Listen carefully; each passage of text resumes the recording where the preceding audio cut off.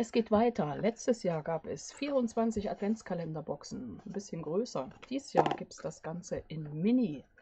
Und starten tut die Reihe heute mit meinem Surcream-Container. Schnell gemacht und du bekommst aus einem Designerpapier in 6x6 Inch, das sind 15,2 x 15,2 cm, Tatsache 2 solche witzige, ganz schnell angefertigte Verpackungen, die du dann weiterverwenden könntest als Adventskalenderboxen. Entweder 24 mal diese oder 24 verschiedene kommen von mir. Also bleib dran und sei gespannt.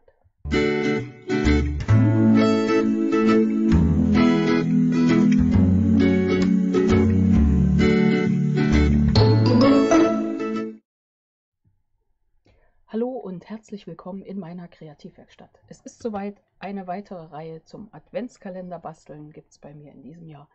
Letztes Jahr, schon gesagt, gab es große Boxen, 24 verschiedene Boxen, alle zusammen hergestellt, insgesamt aus einem großen Paket Designerpapier und ein bisschen Farbkarton.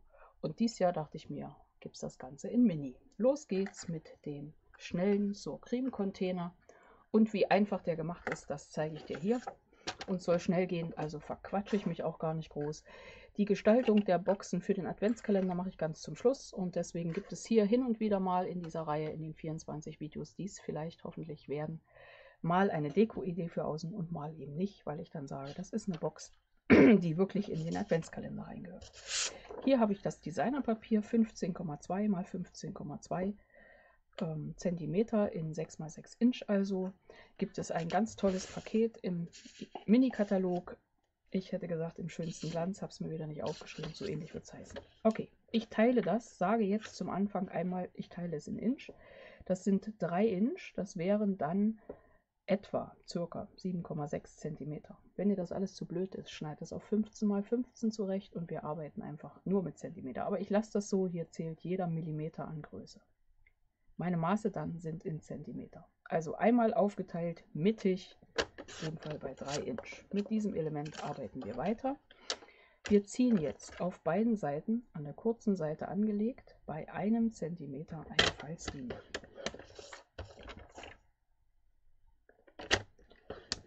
So, und wenn wir das so haben, legen wir die lange Seite an, hier ist unser Zentimeter, und machen nochmal Falzlinien, und zwar eine bei 7 cm und eine bei 14, aber nicht durchziehend, sondern nur in diesem einen Zentimeter, also bei Falzlinie. Das war das entscheidende Wort.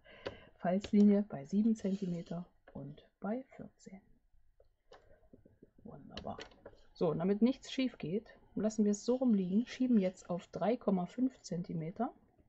Hier oben auf dieser Seite, ziehen unsere Falzklinge hier runter und nehmen den Zentimeter hier unten, den queren, und machen auch bei 1 Zentimeter eine Falz. Dann nochmal bei 10,5 und bei 14, und das ist nur ein Maß, das Maß aller Dinge, genau, bei 14 cm. So, jetzt gucken wir mal, was wir da zerschossen haben. Ist nicht dramatisch, war nur ein Stück. Macht nichts. Okay, weiter geht's. Wir arbeiten zügig, soll ja eine schnelle Box sein. Also hier unten den Zentimeter hochgefaltet, hier oben den Zentimeter runtergefaltet, beides, also eine Talfalte. Wir können jetzt diese kleinen Abschnitte hier einfach nur an dem Zentimeter hier drüben falzen. Hier drüben hinten diesen letzten bei 14 minimal falten. Ja, so. Hier oben den wissen wir ja, da haben wir uns verschnippelt, ist kein Drama, stört keinen Menschen nachher. So, jetzt brauchen wir eine Klebefläche. Hier drüben.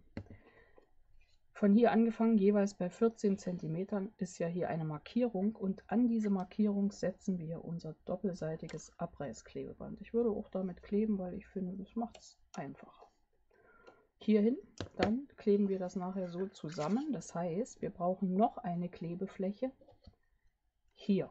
Ich setze das mal drauf und dann sortieren wir uns das nochmal hier innen auf das Stück, wo hier drüben 3,5, dann war der nächste bei 10,5, also in dieses Element, und wenn du das durchrechnest, 3,5, 10,5, ups, das sind ja genau 7 cm, unser Maß heute.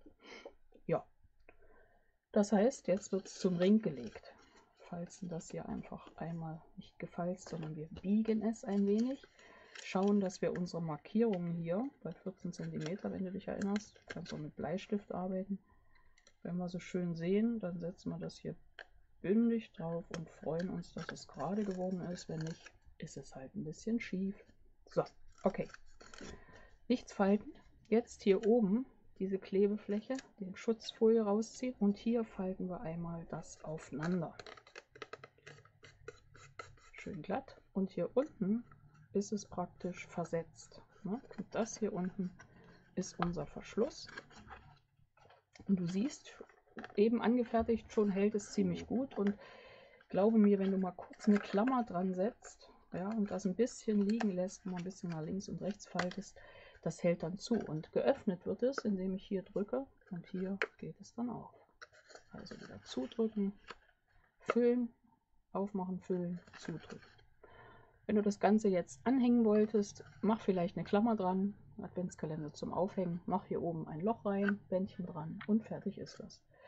Dekoration siehst du bei meinem großen Element vom letzten Jahr. Hier wäre schon mal die Box, die verlinke ich dir genau da oben, da wo mein Bild sitzt, genau. Bei dem i wird es verlinkt und dann kannst du die auch schon basteln. Übrigens die anderen 23 Boxen dann auch. Kannst du schon mal ein bisschen illern, was hier noch kommt. Ja, die erste Box von meinem Mini-Adventskalender ist somit fertig. Gut geklebt hält das Ganze dann auch ziemlich gut. Gut gemessen hält es noch besser. Hier habe ich mich übrigens um 1 mm verbessert. Dann war es zu viel Druck auf der Packung. Hast du gesehen, geht es hier unten wieder auf. Passiert dir nicht, du misst ja viel genauer. Und ansonsten einfach eine Klammer ransetzen, nochmal nachmessen. Fertig ist der Surkrem-Container. Ja, Verpackung Nummer 1. Sei gespannt auf die zweite Mini-Verpackung und schau gern schon mal nach dem großen. Hier geht es weiter mit noch mehr Ideen und Tipps, also bleib dran und sei gespannt. Bis gleich in meinem nächsten Video. Deine Angela von der Stempelfamilie.